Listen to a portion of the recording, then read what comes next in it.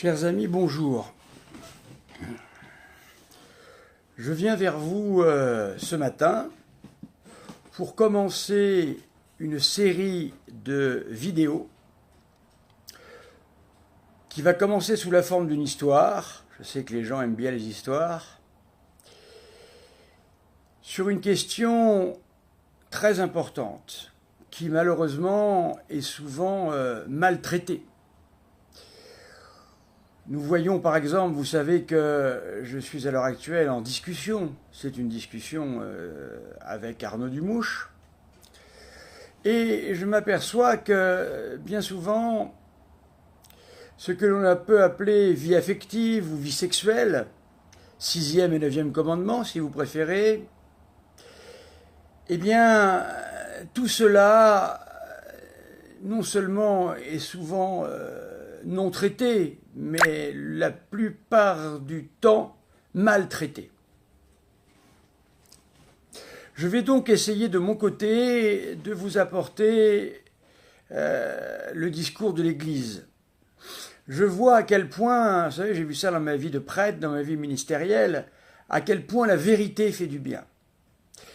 Il m'est arrivé de confesser dans des lieux extrêmement divers, et même des lieux où il y avait de grands pécheurs. Eh bien, je dois dire que j'ai appris au long de ma vie de prêtre combien, encore une fois, lorsque l'on dit la vérité aux gens, lorsque on sait les conduire sur une route certes parfois difficile, parfois le chemin se rétrécit, parfois on craint de tomber et de chuter, bien sûr, c'est la vie qui est faite ainsi. D'ailleurs, saint Paul ne manque pas de comparer la vie actuelle avec une course qu'il nous faut gagner, également avec un combat de boxe qu'il nous faut également gagner. Nous avons donc énormément de comparaisons, en fin de compte, voyez-vous, de comparaisons qui nous permettent de mieux comprendre ce qu'est la vie ici-bas sur Terre. J'ai l'impression, en écoutant Arnaud Dumouche, qu'en fin de compte, eh bien, peu importe ce que nous faisons dans la vie, ce qui compte, c'est de le faire humblement. C'est ce que je reçois, ce que je comprends de ce qu'il dit. Il faut le faire humblement. Et du moment qu'on le fait humblement, eh bien, en quelque sorte, tout va bien et tout devient permis. Ainsi, souvent, il donne ce conseil. Ah, péchez, mais faites-le tranquillement, faites-le surtout de manière humble. Il prend cet exemple qui est un sophisme. Il nous dit, entre deux charrettes, s'il y a une charrette d'hérésie et une deuxième charrette qui contient la vérité de la révélation, si celle de la vérité est conduite par un homme orgueilleux et celle du mensonge par un homme humble, c'est celle de l'homme humble qui rentrera au ciel. Qu'est-ce que c'est que ces sophismes? Rien d'impur n'entre au ciel, Arnaud Dumouche. Vous le savez, c'est écrit, rien d'impur entre au ciel. Je vais commencer ce premier numéro, donc sur la question de la vie affective, de la vie sexuelle, où vous pourrez poser des questions, bien sûr, et j'essaierai d'y répondre. À vous dire tout d'abord que nous ne devons pas nous complaindre et nous laisser aller dans une espèce de mensonge agréable à entendre, mais qui en fin de compte nous enferme, et nous ne sommes pas libres. Et souvent le discours d'Arnaud Dumouche conduit à ça. Voyez-vous, il y a une espèce de... Dans la vie affective, il y a une espèce de... Comment dire... d'obligation. Nous sommes comme pris par par quelque chose qui fait que nous n'avons pas le choix, nous ne sommes pas vraiment libres, nous sommes pris comme par des pulsions, et qui fait que nous ne pouvons pas avoir la vie de pureté que nous souhaiterions avoir et que le bon Dieu nous invite fortement à avoir. Alors les gens écoutent Arnaud Dumouche parce que la première parole est facile. Elle est facile. Soyez humble, et ne vous tracassez pas trop du péché d'une certaine manière, quoi. Ce qui compte, c'est l'humilité. Arnaud, je vais lire un passage de la Sainte Écriture. Vous trouverez ça en Saint Matthieu 5, 28, pardon. Saint Matthieu 5, 28, je le lis. Vous avez appris qu'il a été dit « Tu ne commettras pas d'adultère » sous l'ancienne loi. Et moi, je vous dis, c'est Jésus qui parle, que quiconque regarde une femme avec convoitise a déjà commis l'adultère avec elle dans son cœur. Si ton œil droit est pour toi une occasion de chute, arrache-le et jette-le loin de toi. Car il vaut mieux que pour toi qu'un seul de tes membres périsse et que ton corps tout entier ne soit pas jeté dans la géhenne. Et si ta main droite est pour toi une occasion de chute, coupe-la et jette-la loin de toi. Car il vaut mieux plutôt qu'un seul de tes membres périsse et que ton corps tout entier ne soit pas jeté dans la géhenne. Il a été dit aussi, quiconque renvoie sa femme et lui donne un acte de divorce, et moi je vous dis, quiconque renvoie sa femme, hors le cas d'impudicité, la rend adultère, etc., etc. Ce qui m'intéressait évidemment dans ce que j'ai lu là, c'est la première partie. Qui regarde une femme avec convoitise, eh bien a déjà commis l'adultère avec elle dans son cœur. Marc Aurel me dit, allez voir mes messages en MP. Alors MP c'est Messenger, c'est ça? Bon, si MP c'est Messenger, j'en ai déjà vu certains. Répondez-moi s'il vous plaît si MP est Messenger, merci. Alors vous voyez, notre Seigneur a un discours clair, net et précis. Ce discours pourrait même être qualifié, si c'était un homme autre que Jésus, vrai Dieu, vrai homme, qui l'aurait prononcé, un discours dur, un discours difficile, un discours voire impossible. Et pourtant, notre Seigneur nous le donne, et pourtant notre Seigneur l'exige de nous. Ça veut donc dire que si notre Seigneur exige de nous cette pureté de cœur, de regard, d'intention, de pensée, etc., c'est qu'elle est possible. Sinon, notre Seigneur qui dit aux pharisiens « Vous liez des fardeaux sur les épaules des pauvres gens et vous-même ne les soulevez pas avec le petit doigt ». Parole magnifique de notre Seigneur aux pharisiens. Notre Seigneur n'est pas il est pharisien historiquement, mais on accueille tout le monde ici, il n'y a pas de problème, Naïb. Donc, notre Seigneur ne peut pas d'un côté dire ça, et de l'autre côté, eh bien, demander des choses impossibles aux hommes. Ce n'est pas possible. Voilà. Alors, je vais essayer, au cours de ces quelques vidéos qui me semblent très importantes, de vous expliquer comment est-ce que l'on peut arriver à vivre selon ce que notre Seigneur nous demande. Ce n'est pas impossible, c'est une chose tout à fait possible. Il suffit de le vouloir, déjà. Il suffit d'en demander la grâce au Seigneur. Il suffit d'en prendre les moyens. Et ça se fait. Ça se fait. Moi-même, voyez-vous, j'ai arrêté de fumer il y a maintenant plus de 25 ans. Avant d'entrer au séminaire, j'ai arrêté de fumer. Voilà, j'aimais bien fumer voilà, des cigarettes et parfois je m'offrais un bon cigare. J'aimais ça.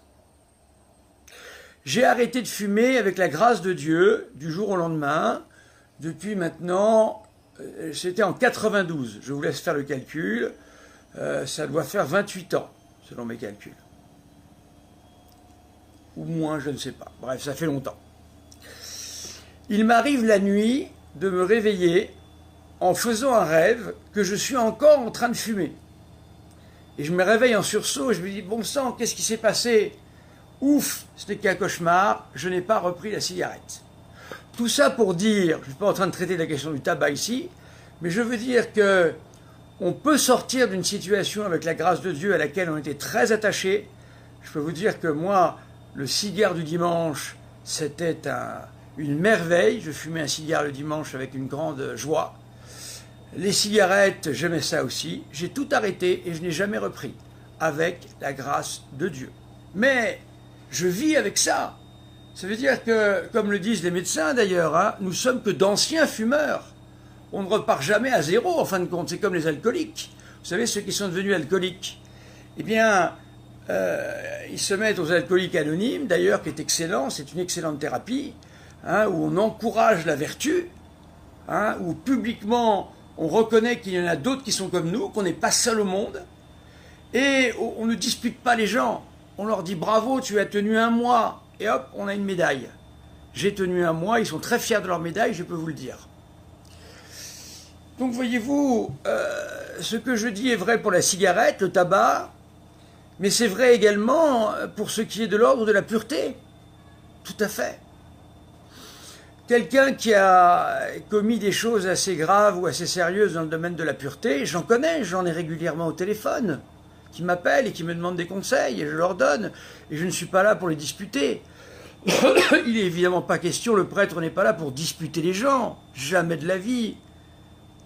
Nous nous reconnaissons déjà frères en humanité, et ensuite, eh bien, nous sommes là pour aider les gens à devenir libres. Nous ne sommes pas là pour les disputer, bien évidemment. Voilà, donc je veux dire par là que le prêtre est là pour aider les gens, pas pour les disputer sur une route qui n'est pas facile. Mais notre Seigneur nous a dit, eh bien, quiconque regarde simplement une femme et la désire dans son cœur, il a fait l'adultère avec elle. Ça veut dire que notre Seigneur amène à un niveau très profond la compréhension de cette notion de pureté, de chasteté. Voilà. Nous sommes chrétiens, nous sommes catholiques. Le catholicisme est la révélation la plus importante qui soit. Donc il faut en être les représentants de cette révélation pour la montrer aux gens, comment Jésus vient nous sauver, comment il vient nous chercher au fond du trou et comment il a réussi à nous relever. Je préfère ça, moi, aux arrangements mythologiques d'Arnaud Dumouche, qui nous raconte des histoires, qui nous raconte une belle musique, qui fait plaisir à entendre. Formidable, fais ta vie comme tu veux d'une certaine manière, sois humble, et puis de toute façon quand tu seras mort tu pourras choisir. Mais c'est un mensonge, je vous l'ai déjà dit. Quand nous sommes morts, c'est terminé. Le mort ne peut plus rien faire. Ça veut donc dire que, j'ai une question, êtes-vous d'accord pour l'homosexuel dans votre religion? J'ai fait une vidéo là-dessus, sur l'homosexualité. Je l'ai faite car j'ai été choqué par ce que le pape a dit dernièrement. J'ai été choqué, donc j'ai parlé, j'ai repris les deux thèmes du catéchisme. Le catéchisme nous rappelle que l'homosexualité, eh bien, fait partie d'une dépravation, hein, c'est le catéchisme qui le dit.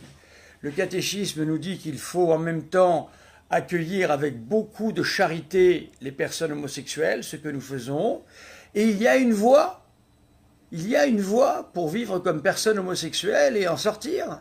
Il y a une voie qui est donnée, heureusement. Donc là aussi, on n'est pas là pour juger les gens, on n'est pas là pour les admonester, on n'est pas là pour les disputer. On est là pour leur dire, Jésus a prévu une voie pour chacun d'entre nous. Tout le monde peut la prendre, cette voie. Voilà, hein, je l'avais déjà lu. Et oui, bah justement, Livio, si j'ai fait une vidéo là-dessus, c'est que je pose la question, qu'est-ce qui se passe, effectivement? Il y a un problème, comme vous le dites, Livio, et je ne suis pas d'accord parce qu'il y a un problème, effectivement. Alors, le pape a sorti, alors on dit que c'est en dehors de son discours, on dit beaucoup de choses. Quand il avait dit « Qui suis-je pour juger ?» c'était bien clair. Hein. Il y a une présence et des tendances homosexualistes au Vatican qui tout de même font beaucoup parler. Donc il y a tout de même un problème quelque part. Hein, c'est évident, Livio. Alors, j'ai fait une vidéo là-dessus, vous pouvez la trouver, hein, sur les difficultés que j'ai eues avec les discours du pape. Voilà, alors vous en avez qui ont été chercher des explications. Bah, écoutez, moi c'est bien gentil tout ça, mais je vais vous expliquer quelque chose après, une fois que je reprendrai ma discussion. Je Je vais vous raconter quelque chose, vous allez comprendre.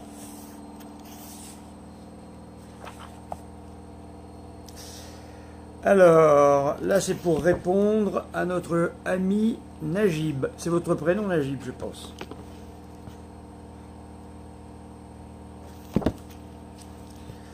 C'est le 2357.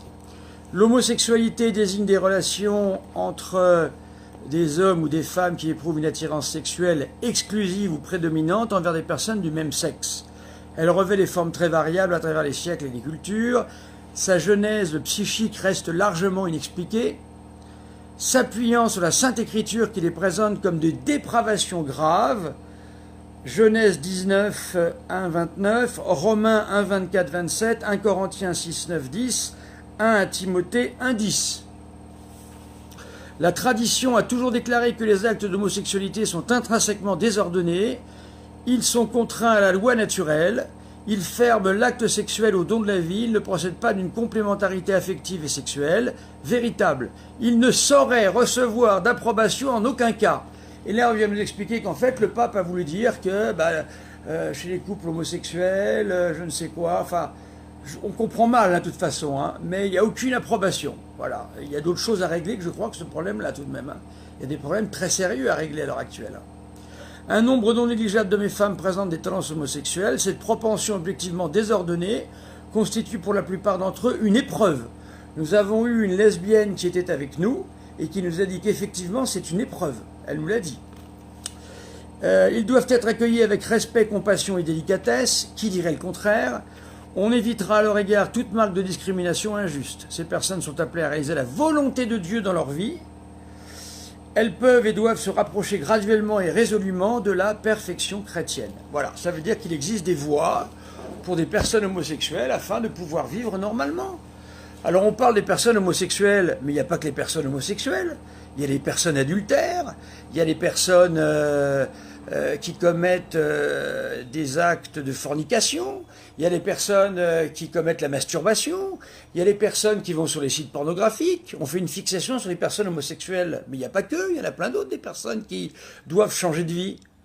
Moi, je suis très souvent, il m'a été dans ma carrière de prêtre, enfin plutôt dans ma vie de prêtre, d'être souvent extrêmement marqué par des personnes homosexuelles que j'ai connues et qui ont vécu de manière héroïque leur situation.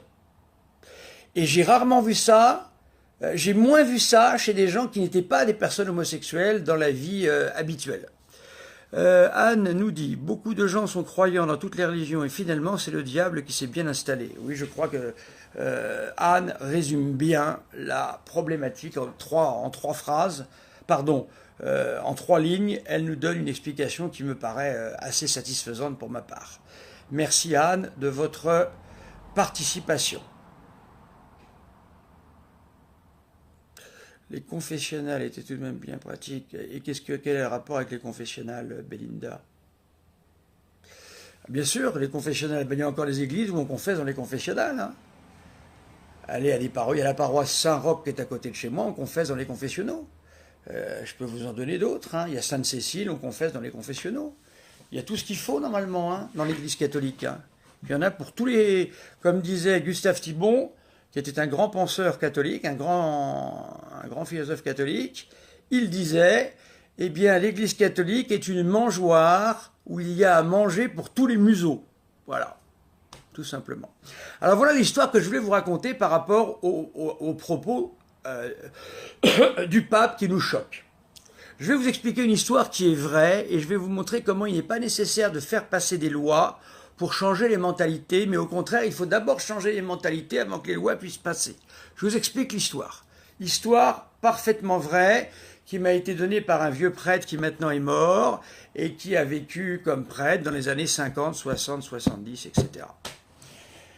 Il y avait un pape qui était le pape Paul VI. Le pape Paul VI s'appelait Montigny de son nom civil. Montigny était à titre personnel, comme théologien moral, pour la contraception chimique, ce qu'on appelle aujourd'hui la pilule contraceptive. Voilà. Et aujourd'hui, la plupart des pilules sont abortives. Elles empêchent l'annihilation, donc on considère que ça produit un avortement. Dans les années 60, Montigny, Monseigneur Montigny, a fait savoir de manière assez large et généreuse, ainsi que d'autres théologiens moraux, que l'Église allait sans doute en venir à accepter la contraception chimique, c'est-à-dire la pilule. Celui qui était un père spirituel pour moi m'a dit, en 1950, il y avait un très grand nombre de confessions chez les couples qui consistaient dans la prise d'un contraceptif chimique. Il y avait, ça représentait un très grand nombre de confessions. Très grand nombre de confessions. Dès lors qu'on a commencé à dire que l'Église allait changer sa loi, on a commencé à distiller ça progressivement par des gens qui ont parlé, qui ont relayé ça. Mais oui, ne vous inquiétez pas, vous allez voir, la loi va changer, etc., etc. Dès lors que cela a commencé à se savoir de cette façon-là, mon père spirituel m'a dit, les confessions concernant la contraception chimique ont toutes disparu. L'Église n'avait rien dit. Rien d'officiel n'était sorti. Et nous sommes arrivés en 1968, où le pape Paul VI a sorti une encyclique, Evangelium Vitae, dans laquelle il explique très clairement, car Montigny est très clair là-dessus, le meilleur moraliste pour moi c'est Pie XII, mais Montigny est très clair sur cette affaire-là. Il dit, la contraception chimique dénature l'acte conjugal et sexuel de sa finalité, c'est-à-dire l'ouverture à la vie. Ainsi, nous ne pouvons pas, sous peine de péché, prendre la contraception chimique. Ça veut donc dire que, après avoir fait une espèce de propagande orale, où l'on a dit que l'Église, très certainement, allait permettre la contraception chimique, le pape Paul VI a sorti une encyclique, un document, Evangelium Vitae. D'ailleurs, on est en train de nous expliquer là qu'on aimerait bien la faire disparaître. Vous avez peut-être entendu ça de vos oreilles.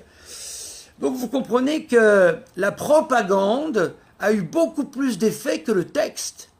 Parce que, entre le moment où les théologiens moraux ont commencé à dire la contraception chimique va être autorisée, les confessions ont toutes disparu. Et quand le pape Paul VI a dit « pas de contraception chimique, interdit sous peine de péché », car la finalité de l'acte conjugal devient contre nature, puisque la finalité n'est plus l'ouverture à la vie, eh bien, les confessions ne sont pas revenues, et le mal était fait. Donc vous voyez, c'était une boutade, excusez-moi Belinda. Des fois, vous savez, c'est dur, sous la forme de télégramme, de bien comprendre ce que les gens veulent dire. Donc, vous comprenez que, j'espère que ma petite histoire vous a fait comprendre qu'en fait, eh bien, il a suffi de dire, comme ça, la contraception chimique va être autorisée, ne vous inquiétez pas, bonnes gens, et tout va bien. Voilà. Alors, quand Arnaud Dumouche nous parle de sa mythologie, car encore une fois, je l'ai dit dans une des vidéos, le père Pius Marie Nounan a dit dans son livre sur la question de l'option finale, mythe ou révélation, eh bien, il a tranché pour mythe. Voyez-vous? Donc Arnaud Dumouche vous donne du mythe. Alors le mythe, ça fait plaisir. Le mythe, c'est agréable à entendre. Vous savez, quand on raconte des contes, les gens sont les premiers à entendre. Regardez Raël. Je suis effrayé par Raël. C'est extraordinaire, ce personnage. Voilà un petit bonhomme, gringalet, qui ressemble à pas grand-chose, d'un physique tout à fait improbable. Ce monsieur Raël, voyant que la chanson ne réussissait pas, il voulait être le Jacques Brel français, ça a été un fiasco. Ensuite, il s'est lancé dans la course automobile, fiasco. Il a lancé un journal automobile, fiasco. Et bien, il s'est dit, on va inventer une histoire. Les gens, ils aiment ça, les histoires. Alors, il a eu le génie d'inventer une histoire et il a eu surtout l'immense chance de passer dans une grande émission à l'époque qui s'appelait Le Grand Échiquier. avec un animateur extrêmement connu du Grand Échiquier. Il a été reçu dans cette émission-là. Il a raconté qu'il se baladait en Auvergne, sur les volcans d'Auvergne, et que là, il a vu une soucoupe volante. La soucoupe volante est descendue, une échelle est sortie, il est monté dans la soucoupe volante, il a été faire un petit tour du côté de nos amis les extraterrestres. Là-bas, il a vu Mahomet, Jésus et Bouddha. Voilà, vous voyez, tout ça était des extraterrestres. Et cette affaire marche depuis maintenant 40 ans. 40 ans. Et ce petit homme, obsédé sexuel très certainement, je le suppose du moins, hein, et un grand amateur de sexualité en tous les cas, eh bien, se retrouve dans une situation étonnante. Hein. Il est à la tête d'un mouvement religieux quasiment international et qui fonctionne. Les gens aiment entendre des histoires, même si elles sont folles. Regardez l'histoire de Rennes-le-Château, c'est pareil. Rennes-le-Château et son curé milliardaire. Je la connais, moi, la vraie histoire. Mais les gens, ça n'empêche pas que les gens écoutent ça, tout ce qu'on raconte là-dessus. C'est pareil, les histoires d'extraterrestres là-dedans. Voilà. Donc on aime les contes. Alors Monsieur Dumouche est un bon conteur. C'est vrai que c'est un bon conteur, il a des grands talents hein, pour conter. Hein. Il raconte bien les histoires, hein, c'est merveilleux. Hein. Donc voilà, on écoute tout ça. Et malheureusement, une fois mort, eh ben, on se retrouve à dire, oui, c'est une secte, bien sûr. Les Raéliens, c'est une secte. Et on se retrouve au fin du compte à se retrouver au jugement particulier, trompé par Monsieur Dumouche, et on ne se retrouve pas avec la présentation du Créateur et de sa créature, le démon, mais on se retrouve avec un jugement qui tombe, le jugement de Dieu, de Jésus, et c'est terminé. Bref, tout ça pour vous dire que je vais vous faire une série de vidéos sur la question de ce que l'on peut appeler eh bien, la vie affective et sexuelle, toutes ces questions-là, masturbation, Internet, sites pornographiques, problèmes d'adultère, problèmes liés à tout ce qui peut être fornication en tout genre en dehors du mariage, etc., etc. Et apprendre que l'on peut vivre dans la chasteté avec l'aide du Seigneur en permanence, car le Seigneur nous donne sa grâce, bien sûr. Il ne pourrait pas nous demander des choses impossibles. Alors évidemment, ce qu'on nous apprenait, nous, concernant, oui, même si les femmes prennent un contraceptif, c'est un péché mortel, c'est le cas, puisque c'est le cas de la pilule contraceptive, en ce sens qu'il y a une dénaturation de l'acte, c'est ça le problème. La nature de l'acte conjugal, c'est quoi? Ça ne m'intéresse pas. Bah, ça ne vous intéresse pas, laissez les autres. Hein. On peut couper le bouton, Marie-Lou. Hein, la contraception dénature l'acte, dans ce sens que l'acte conjugal a une finalité, c'est la procréation. Dès lors que l'on prend un produit chimique qui va, eh bien, très dangereuse, je ne sais pas. Je ne sais pas ce qu'on me dit là. Donc dès lors qu'on prend un produit chimique qui va couper l'acte de sa finalité, ça devient un acte contre nature en morale. Voilà le problème. Voilà, donc il y en a qui utilisent des méthodes naturelles qui fonctionnent extrêmement bien, hein, et on peut régler ça, on peut réussir à régler le nombre le nombre d'enfants que l'on veut, on peut le régler avec des méthodes dites naturelles, type Billings. Alors, je vais vous raconter une petite histoire pour commencer sur cette question-là, et ensuite, je vous expliquerai comment est-ce qu'on fait pour vivre dans la chasteté. Dans ma jeunesse, il existait un lac dans lequel toute ma famille a appris à nager. Un lac merveilleux. Une eau superbe, des pins qui nous protégeaient du soleil, des poissons que l'on voyait sauter. Merveilleux. Un lac merveilleux. On y allait tous les étés, on s'y baignait. Comme ce lac n'était pas très loin, on pouvait y aller même un peu plus souvent par des petites vacances, etc. Et voilà. Donc un lac magnifique. Il s'est trouvé que 25 ans plus tard, j'ai voulu, par nostalgie, vous savez comment c'est, revoir ce lac. J'y suis allé. Oh, j'y ai trouvé un dépotoir. Un dépotoir. Ce lac magnifique, aux eaux claires, à la végétation luxuriante, des oiseaux, des merveilleux, était devenu une poubelle ambulante. L'eau était crasseuse, totalement remplie d'une espèce de saloperie verdâtre, une forte odeur de pétrole et de pourriture. Voilà ce qu'était devenu mon lac jadis. Quelle désolation. Eh bien, chers amis, cette image que je vous donne, c'est exactement la même chose que pour notre vie de l'âme. Le bon Dieu nous a donné une âme magnifique et merveilleuse. Une âme pure comme un diamant, qui est faite pour aller au ciel. Selon l'usage que je fais de ma vie, eh bien, ce diamant peut devenir une pierre de mauvaise qualité.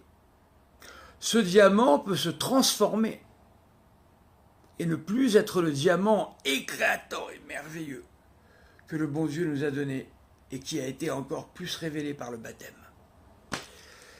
Donc voyez-vous, cher ami, de belles choses peuvent devenir des cloaques d'impureté.